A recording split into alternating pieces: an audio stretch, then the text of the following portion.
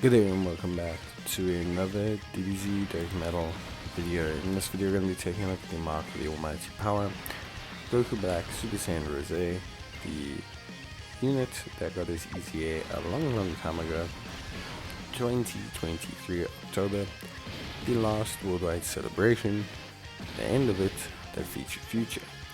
And with the Future saga coming back up, I thought there's no better time than now to take a look at Goku Black and see how he's doing at link level 10 and 100% in the hidden potential system.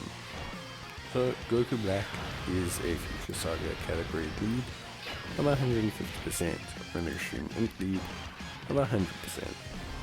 He greatly raises defense in one turn on his 12 key with a medium chance of stunning, and on his 18 key greatly raises attack and defense in one turn whilst causing mega colossal damage to the enemy. Key plus 3 attack and defense of 160%, and for every key when attacking he has attack and defense of 8% up to 160. When attacking with 18 or more key, he has key plus 3, and when attacking with 22 or more key, he launches an additional super attack. After delivering the final blow, he has key plus 6, high chance of performing a critical hit, and when AP is 6% or more from the start turn, he will restore 6%. When receiving an attack, he'll also recover 6% HP at the end of the turn. Super Saiyan, Fear and Faith, Kamehameha, Dismal Future, Prepare Bosses, Fierce Battle, and Legendary Power are his link sets.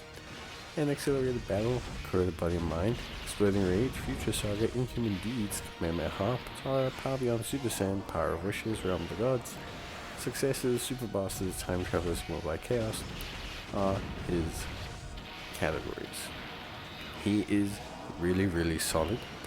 I think what is the big thing with Goku Black is that when he came out, it was the rapidity of his damage. It was the fact that he could get to 24 million almost within a single turn, which he could do, which was very impressive at the time.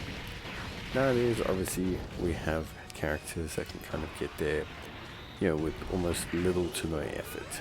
And can hit 40, 60, 70, 80 million.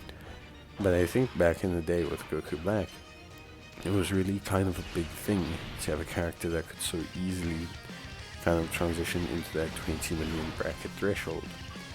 Because of how his passive works, all of his defense shows and reflects after super, which means he does face some challenges when he is existing in this kind of system where he is trying to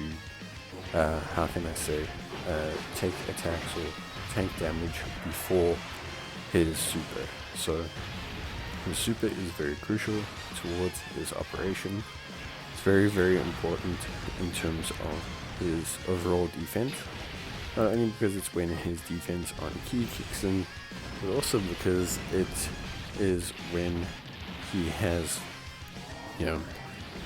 his defense on super raise occur. Overall, he still has some pretty good damage.